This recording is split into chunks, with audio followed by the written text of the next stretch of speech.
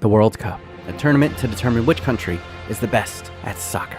Or as most of the rest of the world strangely call it, football. And while the NFL, NBA, and baseball are all bigger sports in the US, to every other country outside of America, there's no bigger sporting event than the World Cup. Although, historically, only Europeans and South American teams ever won the World Cup, so really it should be called the Colonized versus the Colonizer Cup. But that's not what this video is about. Today, I'm asking the big question, and that is, why can't America, a country who has historically dominated the leaderboards at the Olympics and has produced some of the greatest athletes of all time, why is it that we have never even gotten close to winning a World Cup? Failure, heartbreak, losing to Ivan Drago. That is what it has felt like to be an American soccer fan for the past 20 years. Well, at least on the men's side. Because the women's team, they fucking dominate. They win everything, bro. And God bless those lesbians for it. And I can say that because I'm dating a lesbian. Wait, what? Anyway, I digress. How can our women win every international trophy in existence while our men's team couldn't even qualify for the World Cup 4 years ago while being in CONCACAF, one of the weakest soccer regions in the world? Are the US men's national team just doomed to suck forever? Well, to get to the bottom of that answer, we have to look back at our past and see what has been the trajectory of this team over the years. But first, like FIFA, I gotta pay some bills. Hey, it's your number one fat Asian, telling you to get rid of your old, dusty bifold wallet and get yourself into the 21st century with Extra wallets. With a myriad of slick and sexy designs made of high-quality materials like space-grade aluminum, carbon fiber, and eco-friendly leather that will give you the slimmest wallet on the market. And I can guarantee that this will be the last wallet you ever buy because literally, you cannot lose it. That's because Extra wallets have a solar power tracker that lets you track your wallet anywhere in the world via your smartphone. With just 2 hours in the sun, this baby will give you a 3-month charge, and even lets you ring it when you can't find it at home. And I know you've wasted so much of your life looking for your wallet. I know I have. So just for the time you'll save alone, Esker wallets are worth their weight in gold. So don't delay, get the James Bond of wallets today. The link is in the top of the doobly-doo. They're having a huge Black Friday sale right now, and if you use the code BMOnus at checkout, you get 35% off, free shipping, and a free money clip. Thanks to Extra for sponsoring the video. Now, back to the show. Now let's start by playing a little game. No cheating, okay? No cheating. Just off the top of your head, what do you think is the highest placement of a US men's national team at a World Cup? Okay, give you a second. All right, pencils down. The answer surprised me when I looked it up. It's actually 3rd place. Pretty good, right? And you might be wondering, wait, I don't remember this happening. As you don't remember it, that's because if you're watching this, most likely you weren't alive when it happened.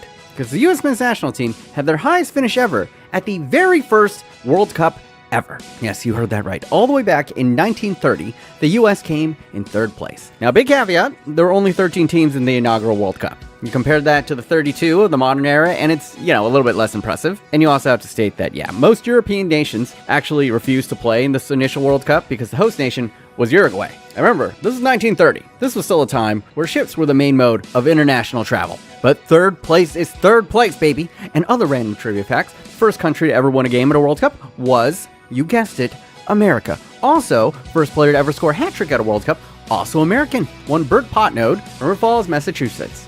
They would eventually lose to Argentina 6-1 in the semifinal, but gathered enough points to finish 3rd, which still to this day is the only podium finish by a country not from Europe or South America. I'm telling you, man, the World Cup historically is just an anime tournament arc, with Europe and South America as the main characters, and everyone else is just that one side character that you get just enough story to care about, but you know they're gonna lose because Naruto has to become Hokage. I'm sorry, I watch anime. But still, America at the very first World Cup came in higher than powerhouse countries like France and even Brazil. Now, there is this nasty myth that the only reason why Americans finished 3rd was because they had a bunch of professional British players as ringers. And this is simply not true. In fact, they only had one player who had played professionally in Britain, and that was only in the 2nd division. This team were proper, homegrown boys that were just plain good at footy. So to say that America has always been trash at soccer is factually incorrect. Now, at the next World Cup, they were blown out of the group stages. And then in 1938, they withdrew due to a FIFA corruption scandal. Yup, never change, FIFA. Never change. And after that, this little thing called World War II happened. So there were no World Cups until 1950. And that's where the US men's national team not only qualified, but shocked the world. And what is widely considered the biggest upset in international football history, the US men's national team beat tournament favorites England 1-0. And this was considered insane, given that the same English side had just beaten a best-of-the-rest European all-star team 6-1 in the lead-up to this World Cup. And thus, This was the biggest upset that America has ever achieved versus England since 1783. So if you're counting as far as the first couple of World Cups go, America were doing pretty good. But then, let me extend the view to modern day, and you'll see this. Yep, your next question is, what the fuck happened here? Because your eyes do not deceive you. That is a 40-year gap in between World Cup appearances. What exactly sent the US men's national team into the shadow realm for the next 4 decades? Well, there are a myriad of reasons here. First and foremost is probably the rise in popularity of football Americano and other sports in the States after World War II. Combine that with the collapse of the major soccer leagues in America, and then you sprinkled in some good old-fashioned American xenophobia, labeling the sport a game played by foreigners, and this delightful wombo combo pushed soccer into obscurity in America for half a century. And remember, this is long before the internet. As far as we were concerned, sports outside of America didn't exist. It wasn't until the 1970s with the rise of the National American Soccer League, aka NASL. Or is it NASL? It's a tragic name, I know. But this new professional soccer league would finally reignite interest in soccer in America once again. NASL was in many ways a precursor to the MLS, with many of the world's best footballers at the time opting to join the American League to see out the twilights of their careers. Names like George Best, Johan Cruyff, Franz Beckenbauer, Eusebio, and even the GOAT, Pele himself. Yeah, basically any of the older icon cards you've seen in FIFA, they were probably playing in NASL during the 70s and 80s. It was the biggest boon to the sport the country had ever seen, and with it came the rebirth of the US men's national team. In fact, in an attempt to turn the US into an international soccer superpower, a scheme was hatched, and it was a stupid one. The idea was they added the actual US men's national team as one of the teams competing in the league. And bro, could you imagine if this happened in modern day? Like if the Dream Team was added into the NBA? That would be wild. But unfortunately, this did not work out because due to many of the national team players opting to play for their club sides, this experiment failed horribly. With next to no continuity, the US men's national team finished bottom of the league and were moved the next year. But at least the US men's national team was back up and running. And in the qualification for the 1986 World Cup, on the final game, they just needed a draw against Costa Rica to make it to the first World Cup since 1950. So naturally, they choked it. Yep, they lost 1-0 to an inferior opponent to miss out on going back to the big dance.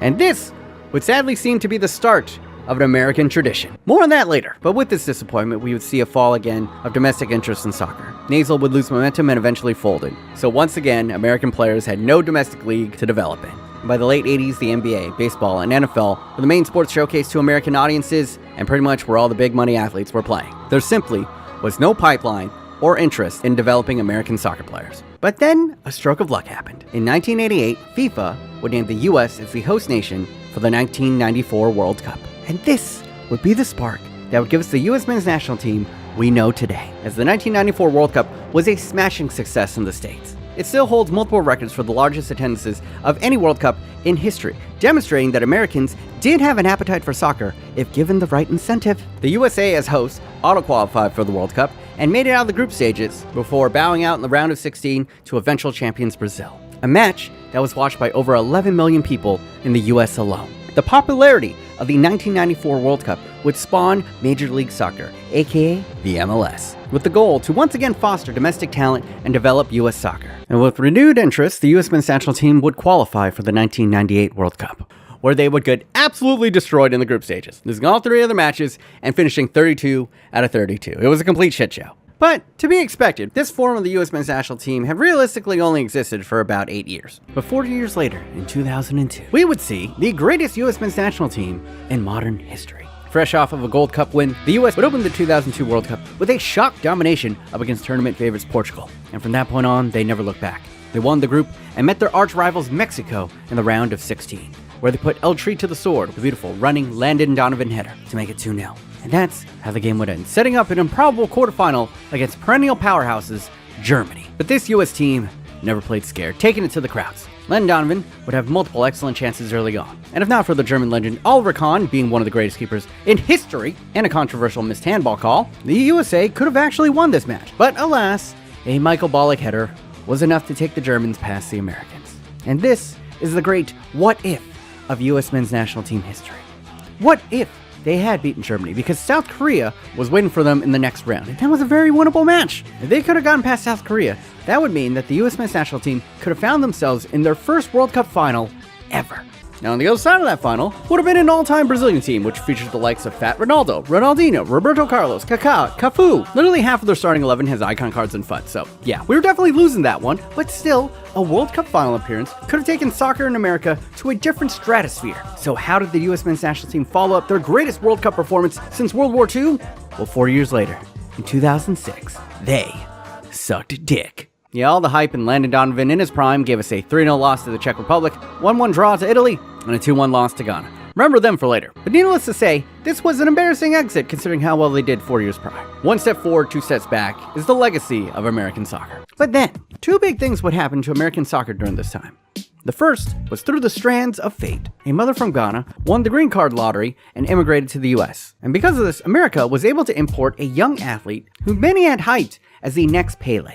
Hi, my name is Freddie Adu. Now to paint a picture, soccer at this time in America was seen as a sport that white moms would take their shithead kids to in order to tire them out while they got drunk on the sidelines. And while Landon Donovan was a good player, America didn't want just good in their athletes. They wanted the best. Remember, this is coming off the era of the Dream Team. Tom Brady had just won back-to-back Super Bowls. In order for soccer to become a thing in America, they needed not just a great player, they needed an all-world player. And that is what was promised to us in Freddie Adu. Because at the age of 12, he was destroying players nearly 3 times his age. Scouts that saw him play said it was like watching Picasso paint. And this wasn't just the American hype machine. No. All the big European clubs were throwing giant money contracts at this kid. His draft into the MLS in 2004 might have single-handedly kept the floundering league from going under. And Freddie Adu Mania swept the nation. He was on the cover of every sports magazine, a bajillion features on ESPN. And for my younger viewers, you might be asking, wow, that's incredible. So why haven't I heard about them? Well, that's because he didn't turn into the next Pele.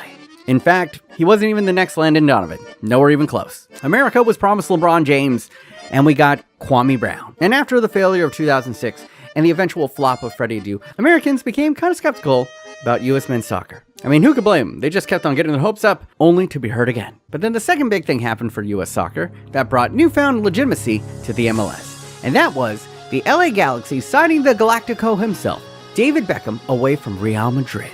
Becks, oh Becks. While he was past his prime, David Beckham was still the most recognizable name in footy at the time. And his introduction to the MLS was pure Hollywood. Many sporting outlets claimed that this would redefine soccer in America. And while he never quite revolutionized the MLS like was initially promised, he definitely gave the league and the sport a huge shot in the arm when it came to exposure and legitimizing the sport in America. Nowadays, the MLS is flourishing, and that was no doubt in part because of David Beckham's influence. So with renewed interest, the US men's national team would qualify for the 2010 World Cup, where in the group stages, they surprisingly drew England 1-1 due to a Robert Green howler, and then a cagey 2-2 draw up against Slovenia set up the most memorable moment in modern US men's national team history. With elimination on the line, the US men's national team poured men forward at the last gasp of the game.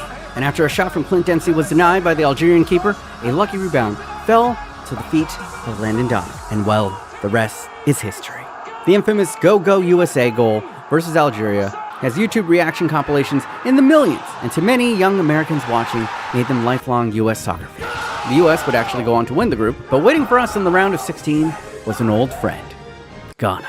Fucking Ghana. After an early goal from Kevin Prince Boateng, America was tied up through a Landon Donovan penalty. Regulation ended 1-1, where in extra time, a single ball over the top saw Asamoah Gyan beautifully chest the ball away from 2 American defenders and deliver a dagger to Yankee hearts. And I can collectively speak for the rest of America when I say, fuck Ghana. Fuck Ghana, bro. The year after this World Cup, Bob Bradley would be removed as head coach and replaced with a figure that would change the course of US soccer, Jurgen Klinsmann. He would reshape US men's soccer into a more modern game, bringing in a lot of his experience from his time with the German national team and the German league, aka the Bundesliga. He also literally just brought a bunch of players from the Bundesliga, snapping away German-born players with American eligibility. And this upped the quality of the team drastically. But the World Cup draw of 2014 was not kind to the Americans, as they were placed into the group of death, featuring the eventual tournament winners Germany, a sexy Cristiano Ronaldo-led Portugal, and our old nemesis, yeah, you guessed it, Ghana. Fucking Ghana. But in their opening match, America finally got their revenge, beating Ghana 2-1. Fuck you, Ghana. And in their second match, they nearly shocked and awed Portugal. If not for the last-second assist by Ronaldo to make it 2-2. And in their final match, they only lost to Germany 1-0, which was enough for them to advance in the group. And awaiting them in the round of 16 was Belgium's golden generation. And after a defensive 90 minutes where Tim Howard set a World Cup record for saves in a game, they would eventually end up falling 2-1 in extra time. Although it could have been 2-2 if Wondolowski didn't miss the sitter. Damn. But the future looked bright for the men's team. Jurgen had the US playing actual football instead of just chucking it up the field and seeing what happens. He proved the US men's national team could go toe-to-toe with the powerhouses of Europe and was recruiting excellent talent from Germany. And maybe, not so coincidentally, a brilliant youngster was starting to make his name for himself in Germany. His name was Christian Pulisic. And unlike Freddie Adu, he actually delivered on his promise, becoming a starlet over at Borussia Dortmund, the premier talent factory of Europe. But as is the legacy of US soccer, it's one step forward and two steps back. And Jurgen Klinsmann was let go after a horrid showing, opening the 2018 World Cup qualification cycle with back-to-back losses. And while they would steady the ship on the final game of qualification, they just needed a draw up against Trinidad and Tobago to punch their ticket to Russia in 2018. But a freak goal, followed up by a wonder blast, would see them lose to Trinidad and Tobago 2-1, keeping the actual most promising American youngster we have ever produced from reaching his first World Cup. This loss is seen as the worst loss in US men's national team history, and might have set the development of US men's soccer back years. And simply put, it was fucking devastating. In the 4 years since, some things have gotten better, but some things have stayed the same. Leading up to this World Cup, on the final day of qualification, they needed just not to lose by 5 goals to Costa Rica to qualify. So they only lost by 2, and got in not on points, but on goal differential. But a couple things got better. The biggest difference between 4 years ago is that there are now multiple promising young players on the team. Christian Pulisic is now joined by the likes of Gio Reyna, Weston McKennie, while the US continued to snipe away talents like Serginho Dest and Yunus Musa from Europe. Recruitment has definitely been bolstered because this younger generation of American athletes are actually exposed to professional soccer, not just through the MLS or the World Cup every 4 years, but through the internet and sites like YouTube and apps like TikTok, and even the video game FIFA. Have all been heavy influences and factors in destigmatizing soccer as a foreigner sport in America over the last decade. And as I've spoken about, it's taken a lot of seeds to be planted, but now you can say that there is a fairly reliable pipeline of talent for American men's soccer, at least for the foreseeable future. So we go back to the core question, is America doomed to always suck at the World Cup? Well, I would argue, minus the 40-year gap where they didn't even qualify, I don't know if they've even really sucked at the World Cup. Yeah, they've had a couple of poor showings, but every country, even the powerhouses, have had some bad showings. Ask Germany how they've done at their past 2 major tournaments. And realistically, this modern iteration of the US men's national team is less than 30 years old. And while progress was slow in the beginning, the future looks brighter than ever for US men's soccer. And regardless of the results at this World Cup, the next World Cup in 2026 on home soil is going to be the true test of how far this program has really come. The culture around men's soccer in the US